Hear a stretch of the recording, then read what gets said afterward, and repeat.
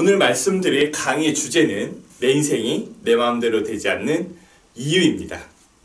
제가 이 주제로 지금까지 많이 강의를 해왔는데요.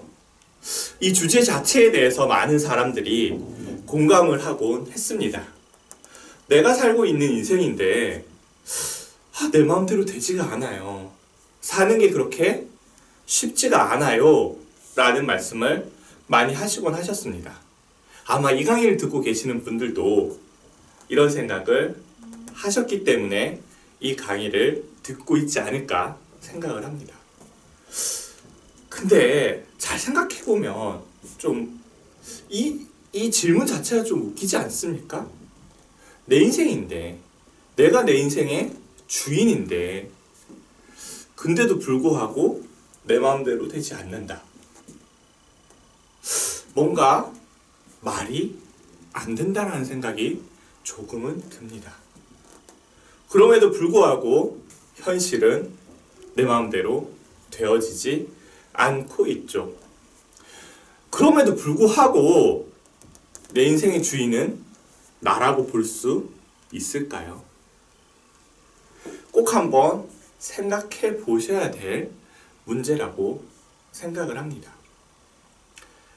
근데 오늘 이 강의만 잘 들으시면 왜 지금까지 내 인생이 내 마음대로 되어지지 않았는지 거기에 대해서 명확히 아실 수 있을 거라고 생각을 합니다. 여기에 대해서 명확히 알게 된다면 그때부터는 내 인생이 조금씩 내 마음대로 되어지지 않을까 생각을 합니다. 자, 제가 항상 강의 때 간단한 질문을 던지고 그리고 토론을 시키는데요. 아주 간단한 질문임에도 불구하고 많은 분들이 설왕설래를 하면서 대답하기가 쉽지가 않았던 문제입니다. 근데 제가 명확히 말씀드릴 수 있는 건 이 문제만 잘 해결하시면 지금까지 왜 내 인생인데 내 마음대로 되어지지 않았구나. 그 이유를 명확히 아실 수 있고요. 이유를 알게 되기 시작하면 조금씩 내 인생이 내 마음대로 되어지실 거라고 확신합니다. 자, 이 문제만 푸시면 됩니다.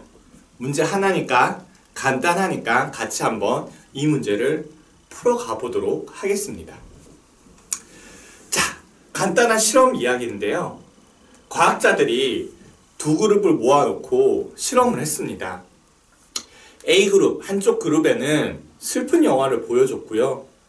B그룹에는 그냥 평화로운 풍경을 보여줬습니다. 그러고 난 다음에 컵 하나를 들고 가서 A그룹에게 이 컵 얼마 주고 사실래요? 라고 물어봤습니다. 그랬더니 슬픈 영화를 보고 난 A그룹은 평균 $10 주고 이 컵을 사겠다 라고 말씀을 하셨습니다.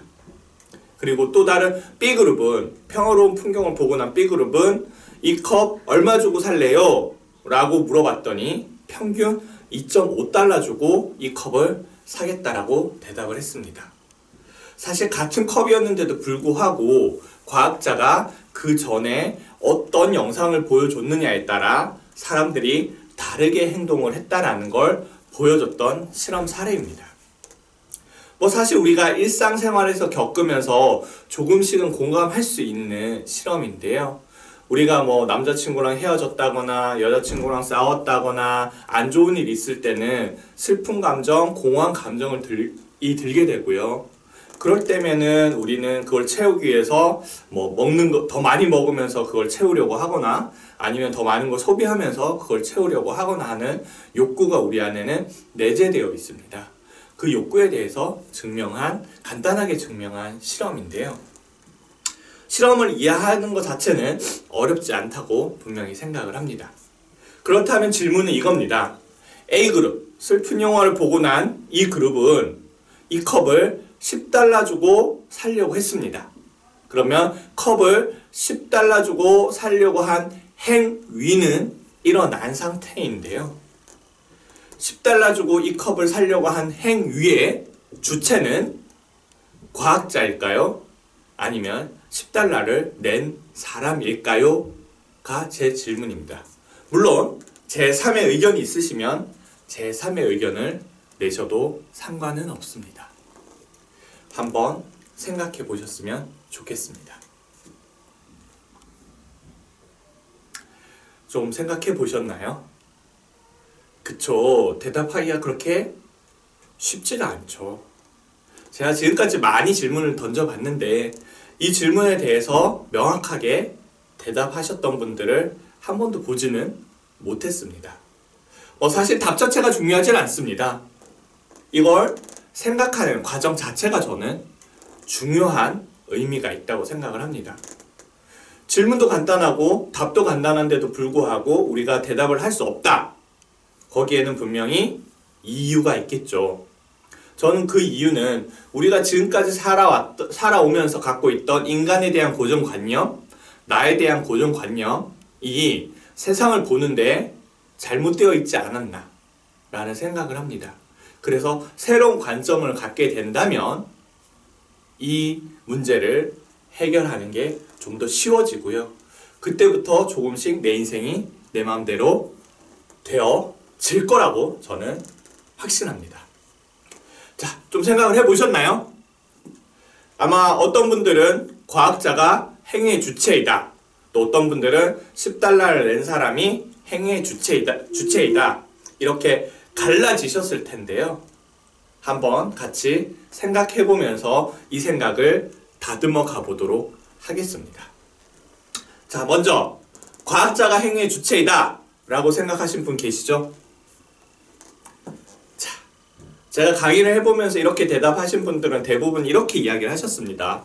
아니, 과학자가 세팅을 그렇게 했고 과학자가 세팅한 대로 흘러갔으니까 이 행위의 주체는 결국 과학자가 아니냐라는 질문들을 이야기들을 많이 하시곤 하셨습니다.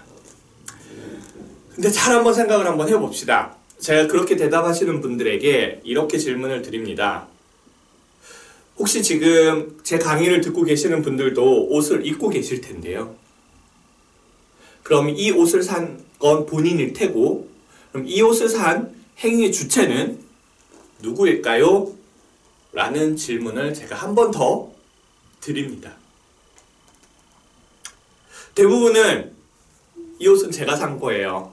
이 옷을 산 행위의 주체는 저예요. 라고 대답을 많이 하시는데요.